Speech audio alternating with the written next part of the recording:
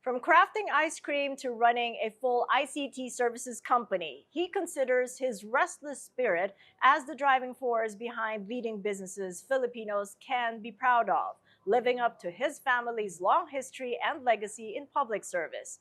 With us on Thought Leaders is Carmen's Best founder, board member of Metro Pacific Agro Ventures, president and CEO of Asian Vision Holdings, Francisco Paco Delgado Magsaysay. Good to see you again, Paco. Thank you so much for joining us. Thank you for inviting me. So when was that last time? It was 2022. I remember it, in fact, the PR Congress, Yes. which I chaired. It happened at the Pen, and you brought along Carmen's Best ice cream. That's right. And when it started getting served, the whole place just lit up. It's like somebody said open bar. Yes. That's what ice cream does. To It's just happy about, food. It's happy food. That's right. With happy memories. Yes. And it's something that you created on your own. You founded it. Yes. How did that come to be?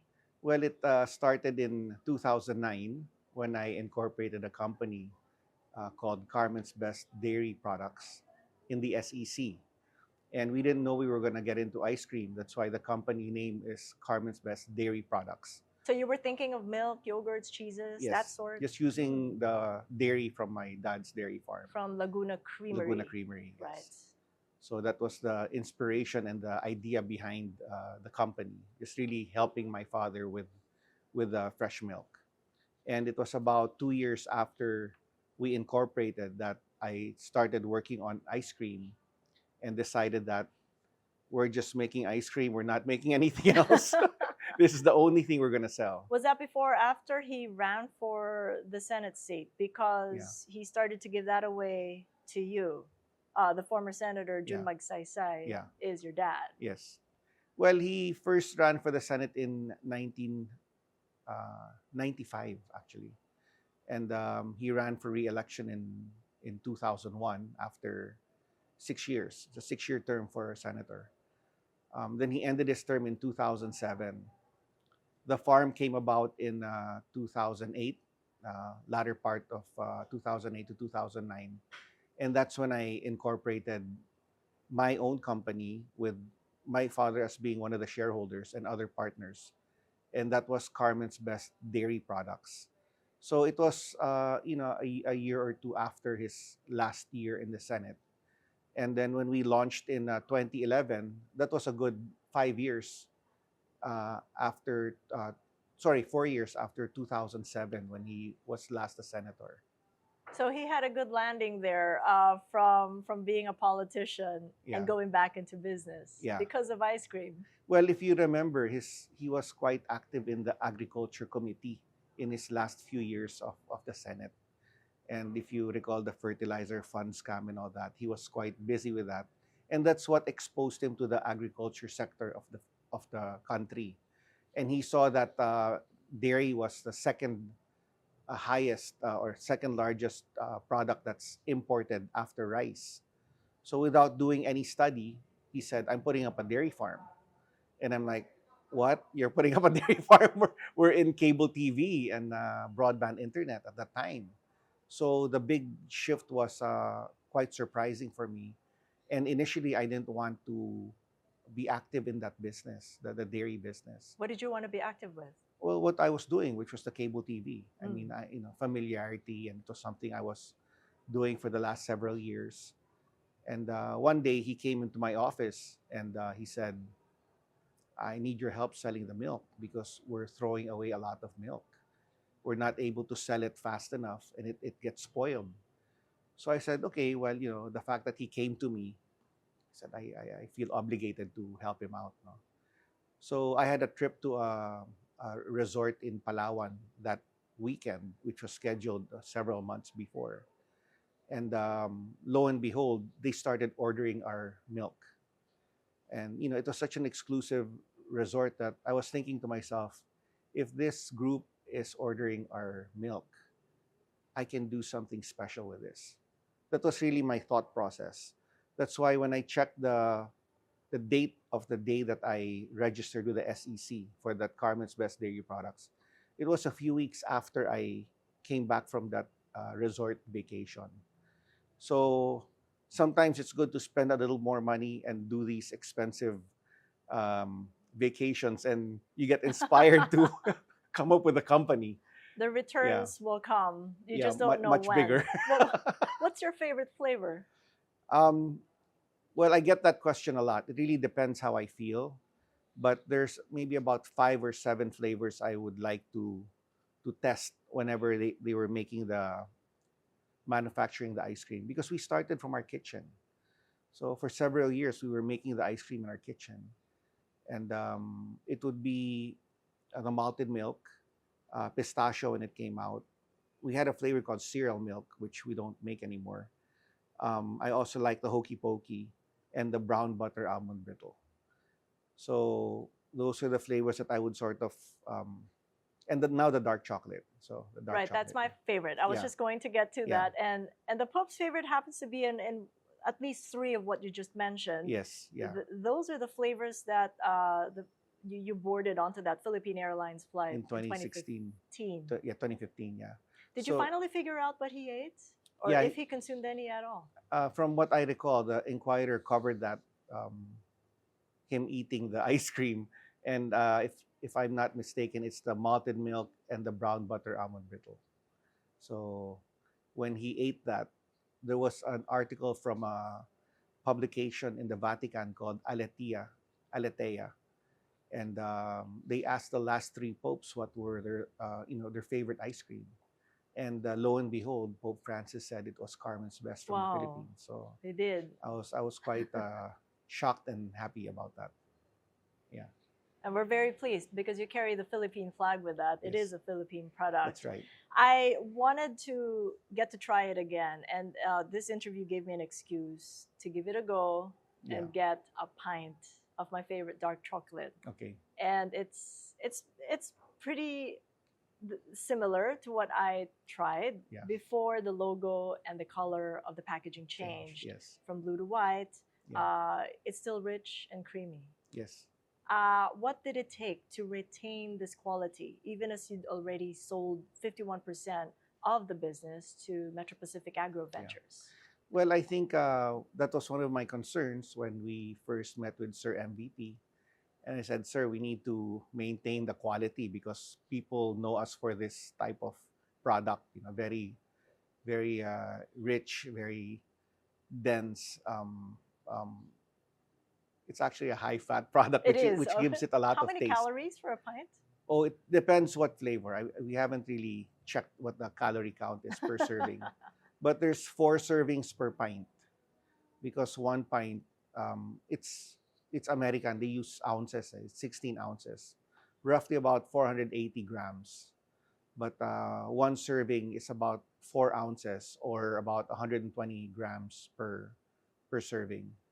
But normally people uh, see the pint as one serving. They eat the They whole do. pint by themselves. And in my younger years, I could do that, but not anymore.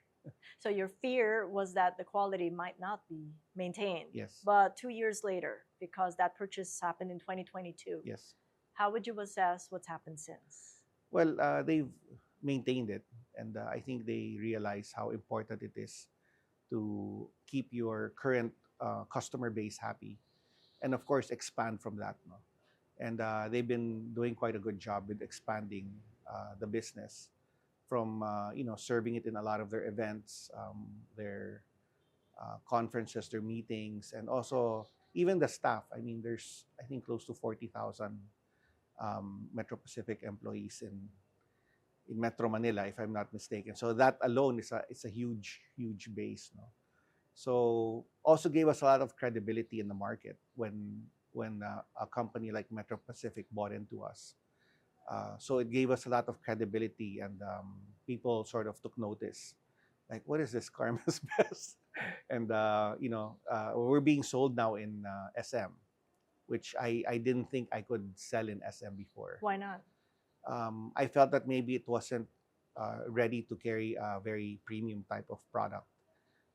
But I'm glad I was proven wrong, because SM is doing well with selling our ice cream now. Well, let's talk about that premium label and Yeah. really what you're defined as. How is it doing in an environment where pretty much it's still a discretionary spend. Yeah. It's something that you spend for because there's a celebration, there's something that you want for a party maybe. Mm. And in an inflationary environment, Mm. people would probably think twice Yes. to get a pint.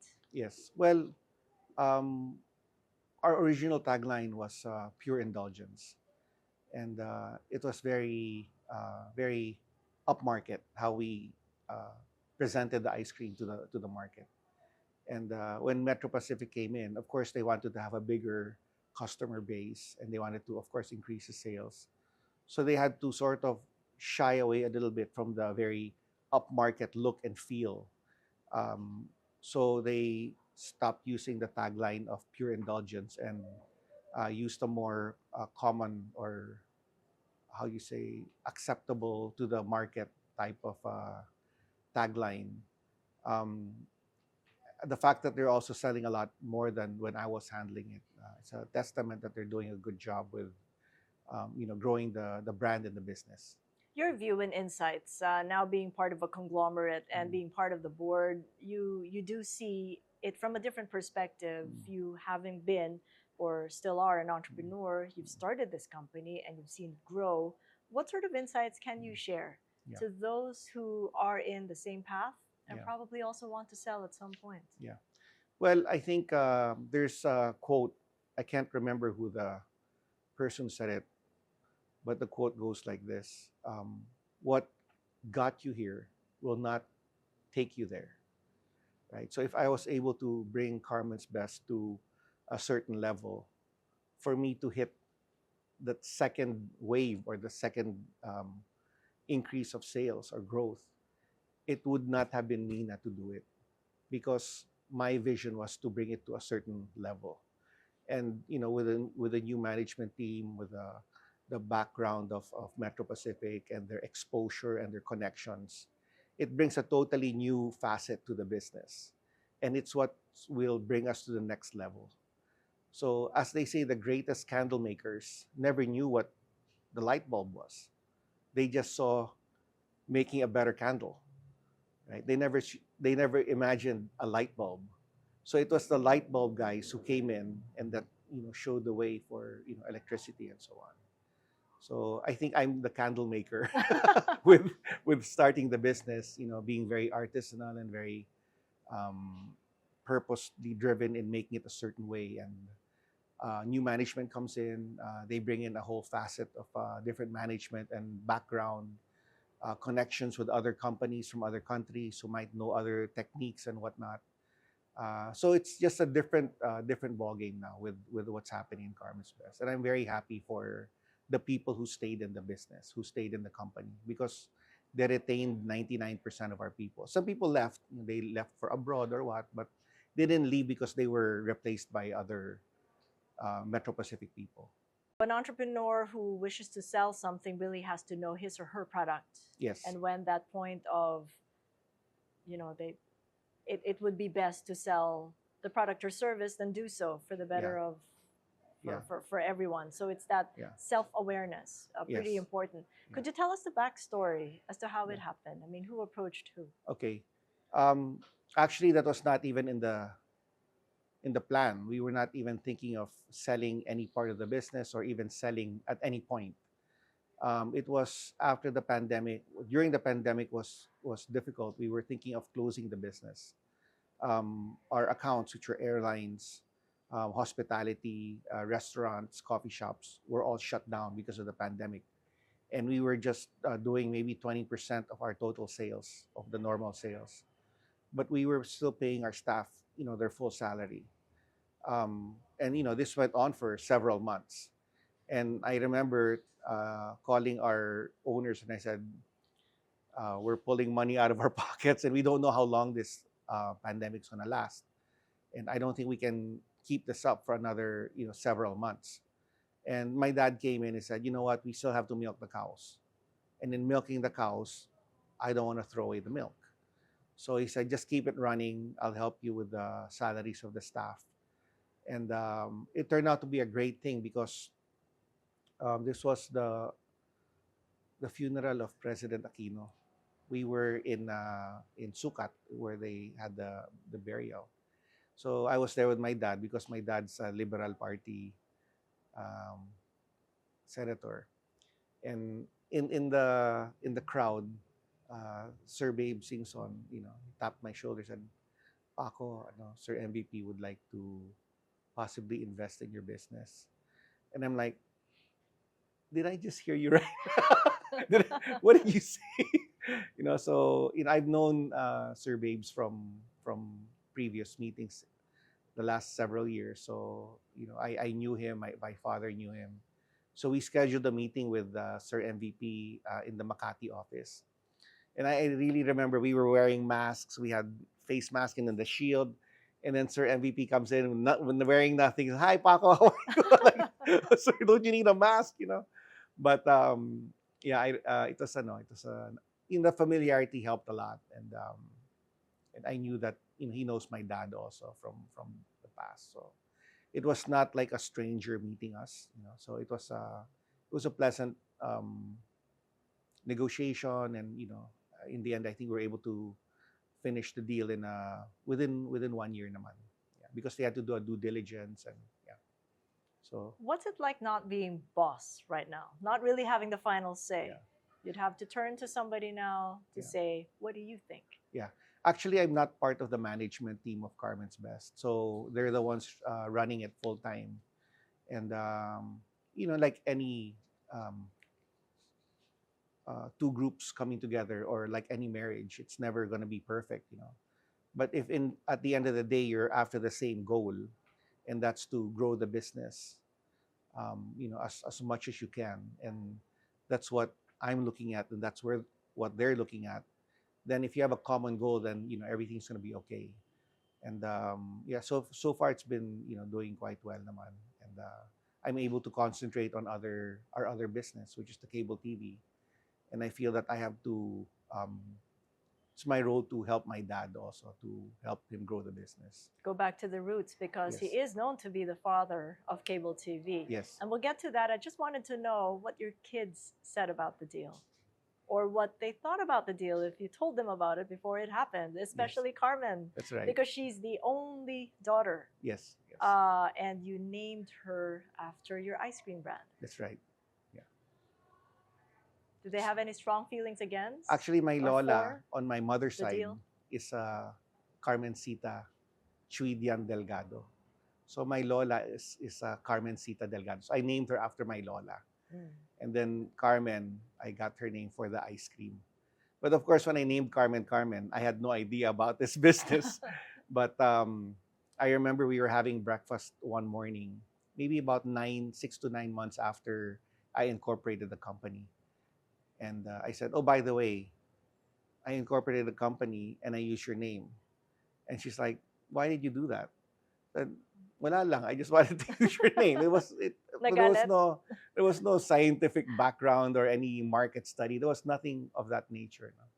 Because we were just looking to sell ice cream in the village where we lived. We were not even looking to expand it or to grow it. There was no talk about that. It was more offering the ice cream in the village that we lived in. So the machines I bought initially were just tabletop ice cream machines. It was not these big three-phase electricity machines that I eventually got at the end of the I think the seventh year. No?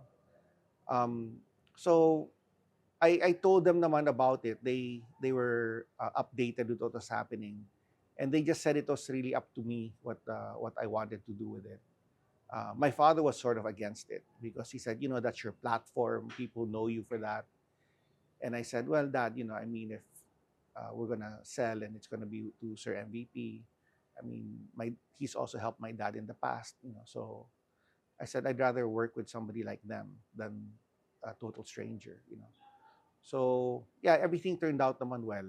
But like I said, not everything's perfect, but everything worked out, to the best in the end. Let's get back to the conversation in dairy because Yeah. this is what Dad June really wanted for the company. Yeah. And this is what the new owner now wants for the milk supply that we don't have Yeah. locally. Yeah. About 90% of our milk supply is imported Okay. and 70% is powdered milk. Yeah.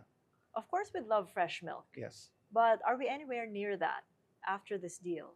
Because Yeah. under MPAV, Yeah. the idea is to build an infrastructure there Yeah. to make local fresh milk supply, Yeah.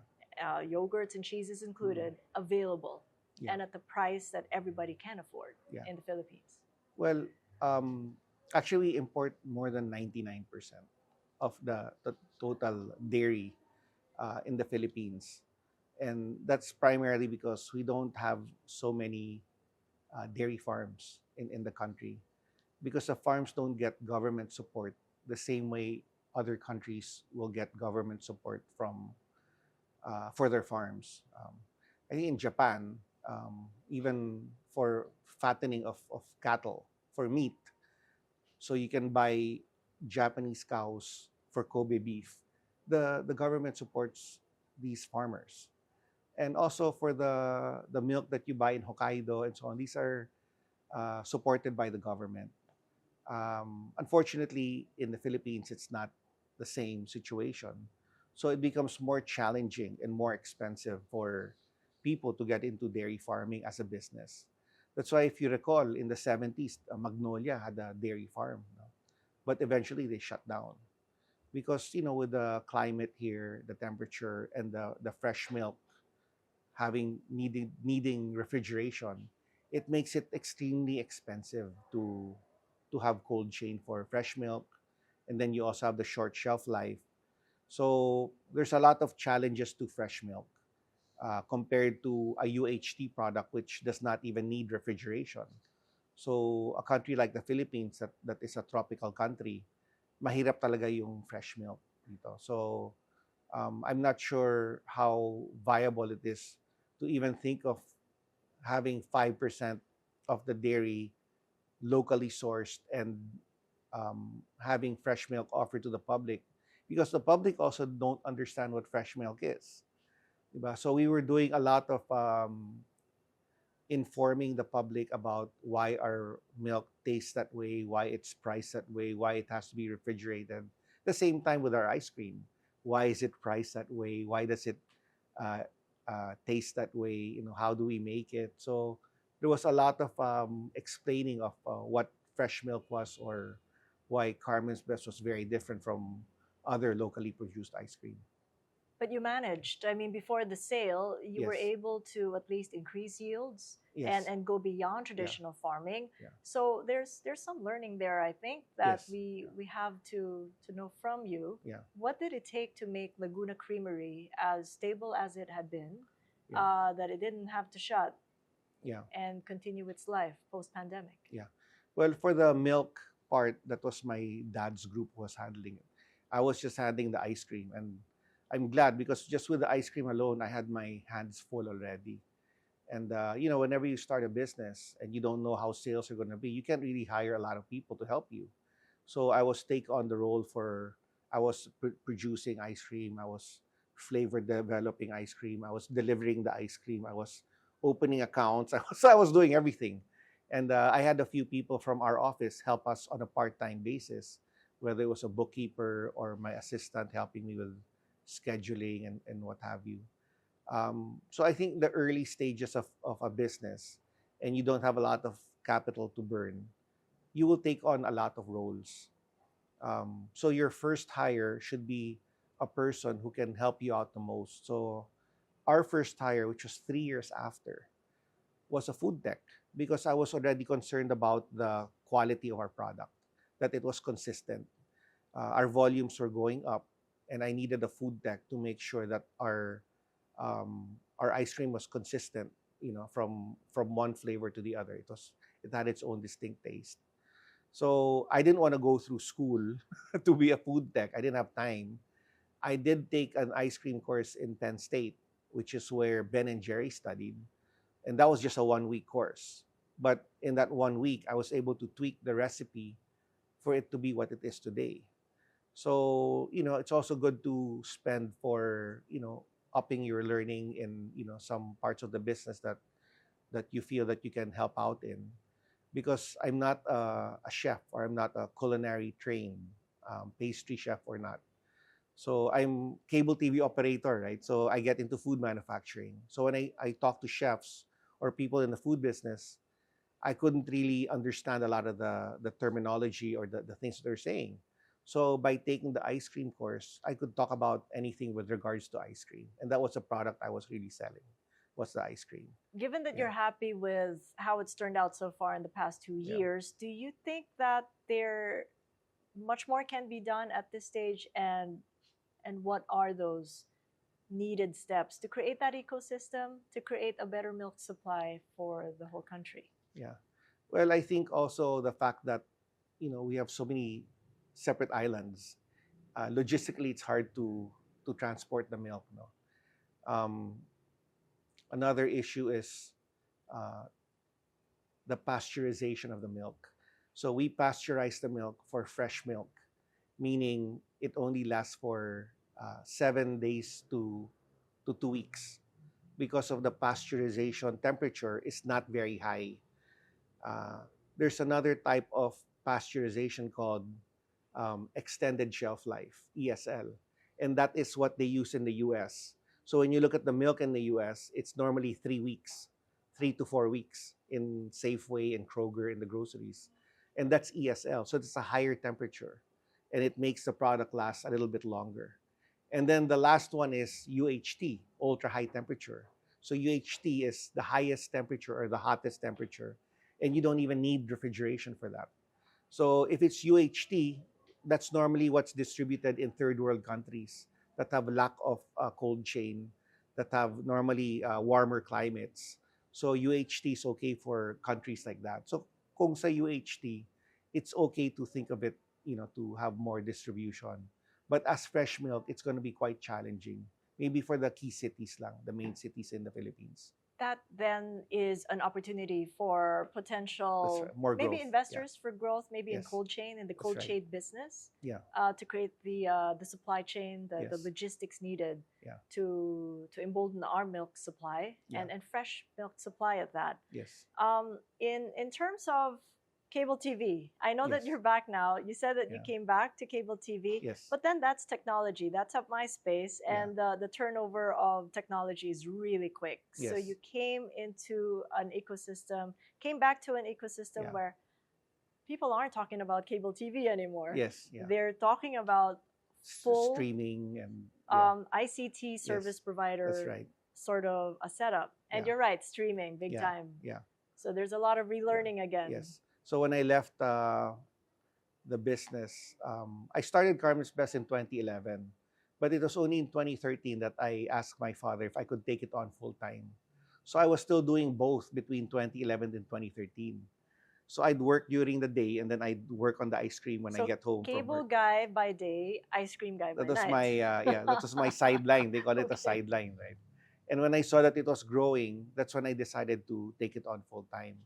But with regards to cable, back in the I think 2010, 2011, it was already somewhat going down because Netflix was already out, and they were a lot of people were saying cutting the cable, and they were streaming their video needs. YouTube was quite big at the time, still is. So the market's changed, but at least we're lucky that we're still in the business, because I remember several years before I started Carmen's Best, there was Pocket Bell 150, Beeper 150, these pagers. You're dating us. I know that. Yeah, and I've that thing been able went to live from those yeah, technologies. it just died one day, right? So you're like thinking, wow, these companies spent hundreds of millions on their infrastructure, and then one day it just dies because cell phones started SMS. So that's what killed the the It did, paging yeah. business. Yeah. So we're still lucky that we're still in it, and we're doing broadband internet services in our areas in the provinces. But And can't say that yeah, that's pure luck. yeah, There's a lot of relearning, perhaps. that's I right. mean, Yeah, how did yeah, that go for you, yeah, coming from cable to yeah, ice cream to internet service yeah, provider, ICT slash yeah. streaming? Well, for me, it's easier here because I have a more complete team, and we're a bigger group. I can delegate more. Whereas when I was running the ice cream, there was so much on my shoulders, and I felt like I had to do so much. So it's a little bit more relaxed, and we have a good group running the business. And I think in anything, if you have a solid team, then you're good to go. A solid Yeah, team in a niche market because you're yeah. focusing on The provinces. Yeah, provinces like Batangas, that's right. Zambales. Yes. These are areas that have a lot of small businesses, Yeah. Yes. small and Yeah. medium-sized businesses Yeah. that create that backbone of the That's right. economy, so to speak. Yeah. In terms of growing the MSMEs, how then do you see Asian Vision, the company that you now run Yeah. full time, contributing to that kind of growth on a national scale? Yeah. Well, recently we have a move to help with an employment database. A lot of our clients are in the healthcare, education, and hospitality business in Batangas, especially Zambales. And we're trying to come up with a database of people who are looking for jobs, and hopefully connect them to businesses in the area that are looking to hire people who have maybe come back from abroad, or people who move back to the provinces from Metro Manila. So we're currently in the process of establishing this database for workers can put their resumes in, and hopefully they'll get jobs from there. Like a local LinkedIn of some Yes, sort. a local LinkedIn. Yeah. And these are the folks that got affected in the pandemic.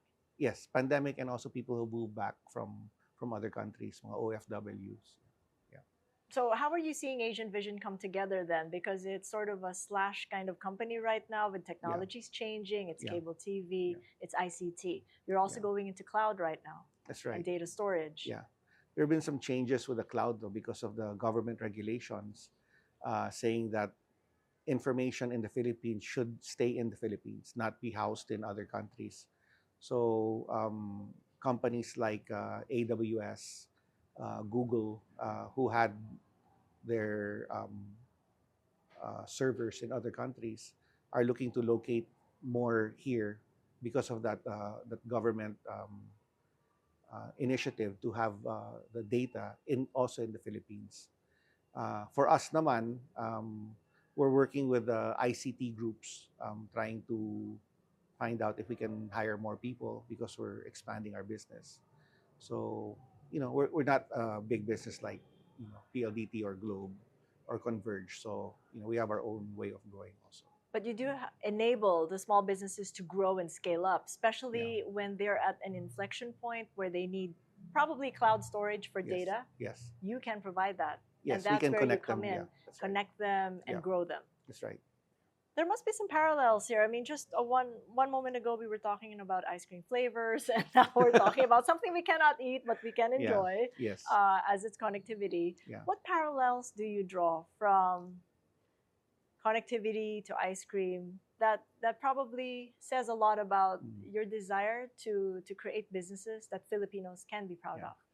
Well, for me, whatever business you're running, there's what you call your own personal DNA, right? So I'm a very hands-on person, and I like to see things through. So the way we grew the ice cream business is how we're treating our enterprise clients. And Do you give them ice creams too? Of course, I give them You ice do? cream. Okay. But it's wouldn't be more the surprised. level of attention, that they can call us anytime if there's a problem. So, in terms of them being able to reach us when they need us, we're there for them. So when they have any questions or they have any concerns regarding their connectivity or whatever software they got from us, we're there to help them out. So we tell them, we're based in the province, so it's easy to get in touch with us. And oftentimes I know the owners of the businesses because they're like friends of mine. So it's a lot easier to coordinate things. So the way I run the ice cream business is how I'm also running the cable business. So it's relatively the same. It's a different industry, totally different industry, but the style is the same way. What does Dad June think about all this? You starting out in the cable TV business, getting into ice cream, and he didn't like that one bit. Yeah. Not until the late that until late, and then go back into cable TV or even ICT. He is again the father of cable TV. That's right. But he tells me to slow down. Has he? Yeah, How but come? Well, he sees that I like to go around. I'm constantly moving, and I think my dad is a little bit more. Well, he's 30 years older than me, so He he's would always be 86 he's by now. 86. Yeah, so I'm 56 now, so he's a lot more, patient and thinks things through. And maybe I'm a little bit more, I sort of jump the gun a little bit more and more aggressive, So, and I think as I get a little older, that also tapers down a little bit because as people get older, they calm down and they get more settled in things. So I think he says that more for concern because he doesn't want me to maybe get a burnout or work too hard or get stressed out. So it's more on that type of concern. Well, he probably said the same when if you did let him know that you were doing a coffee table book of him, Yes. he probably would have told you the same. Yeah. But He what would was have stopped me. He would have stopped you. Yes. Yeah. But he couldn't because you already did it. Yeah. And that started you on a path where you thought about publishing or Yes. maybe even writing books. Well, this was during the pandemic when we were just stuck in the house and we couldn't do anything. Haven't we been all? Yeah, so I was thinking I'd like to, come up with a tribute book for him. And I knew if I told him about it, he would tell me to shut it down totally. So I had to work with my tita Mila, who's the sister of my father. And then we worked together. She took care of compiling the pictures from the past because she has all of that. And then me, it was more about um, getting him connected with the writer. So the writer talked to my dad, pretending that he was doing a book on my lolo, right? So of course my dad opened up to him, spoke to him for like 3 or 4 hours, and gave him enough content for him to write the book. And so I was doing the editing of his writing, get the facts correct and all that. Then my tita Mila also contributed a lot. I mean, she should have been co-publisher of the book because she worked so much on that book. So it's not fair that it was just my name there. I should have made her a co-publisher. We didn't get everything 100% right. My dad wasn't 100% happy with the book because we did not consult him. It was just a book that my tita and I came up with for him. And maybe 95% happy. So I'd say I'm okay with 95% He looked happy in the pictures. So Yeah. I'd say 100%. Yeah. But that got you thinking about writing a book Yes. about yourself. How's that coming along? Well, I thought of a book, but more on the story of Carmen's best. I think if you come up with a book on yourself, you might be stepping on some people in your life, especially family members. So that was not the purpose of the book. It was more about the journey of the business, how it grew, what my mindset was during that time. So we're concentrating on that. So I got Apa Ongpin to help me with this book, and he's been great. We talk every 2-3 times a week.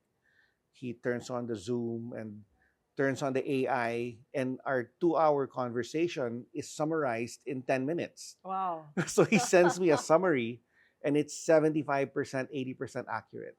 So the powers of AI, it's fantastic. And well, that's good for you, Apa. You don't have to work so hard anymore for the book because it's already, condensing everything for you. But we're not in a rush to come up with it. I mean, I wanted to be, done the proper way and tell the story the way it should be told.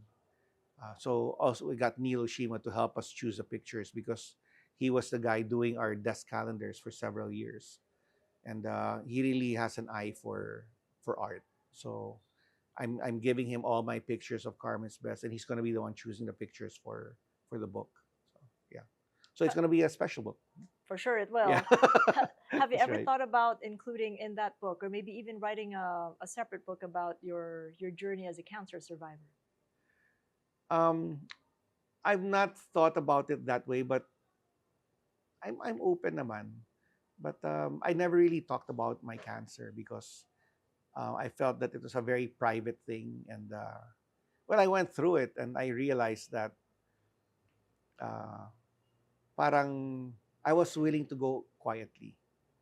I didn't need to tell people about it. I didn't need to have any announcement or even tell my family about it. But my mom, when she was sick, she told everybody, and I was so sort of Like, Mom, why did you tell everybody? Now everybody's calling me, and I wanted it to be quiet. I didn't want to play up the thing, you know. And I mean, I know that people who didn't reach out to me years later said, you know, Paco, we were praying for you.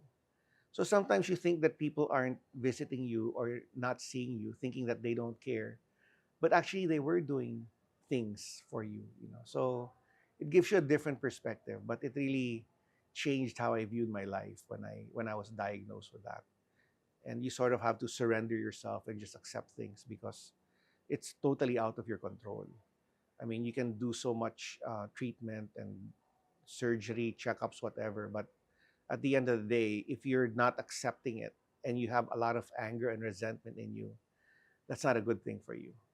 So I think when the day came when I said, you know what, I'll take this. If it's my time to go, I'll take it. And that's when I started getting this inner peace that I can't.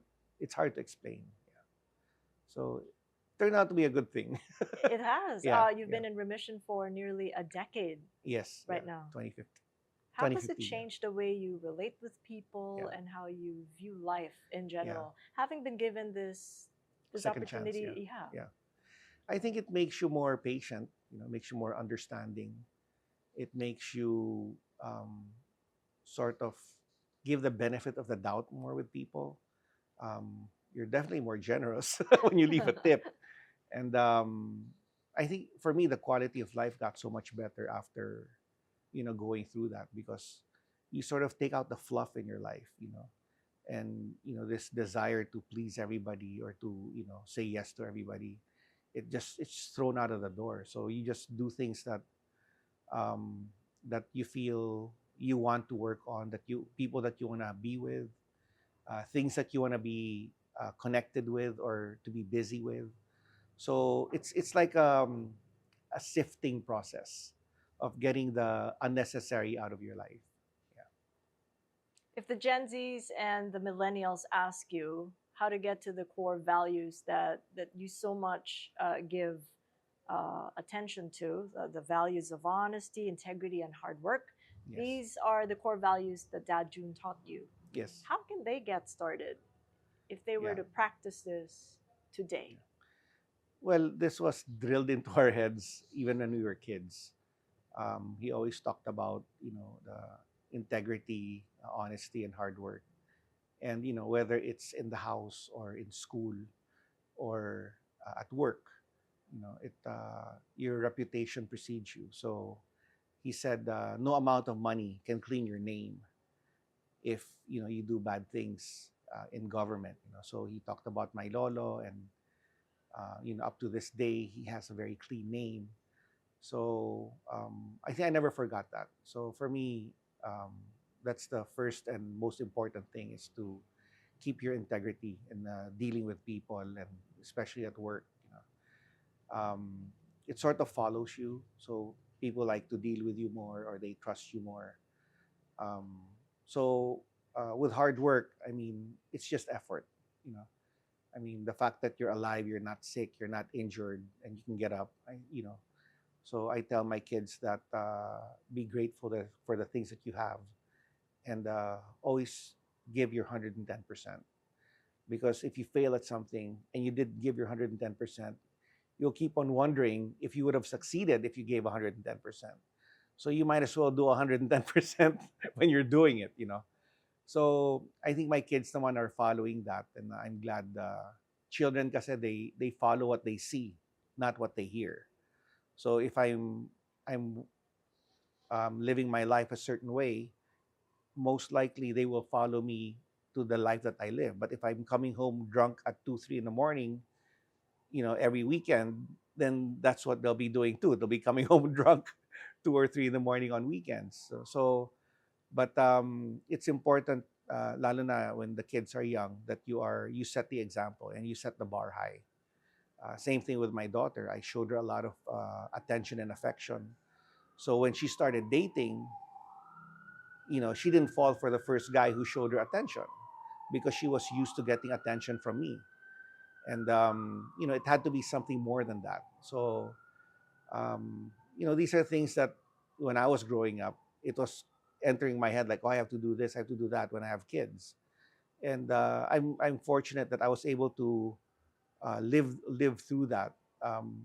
And they're already in their 20s, late 20s, and early 30s. So and sort of raise them the way I wanted to raise them. So A I think that's a final, blessing. Yeah. it is a blessing Yeah. indeed. A blessing if you could give advice to the young ones Yeah. out there for the unmet needs that are needing to be embraced and addressed and resolved. Yeah. What advice would you give them? Well, my advice would be sometimes when you go through difficulty, it's actually a lesson that you have to learn from. And the more difficult the situation you're going through, the greater the lesson. So embrace things as they come and learn the most from your experiences. Very well said. Well, thank you so much for Thank this you so, opportunity, thank you so much. Paco. All Thank the you. best in your continuing journey and Thank in your you. mission. Thank you so much.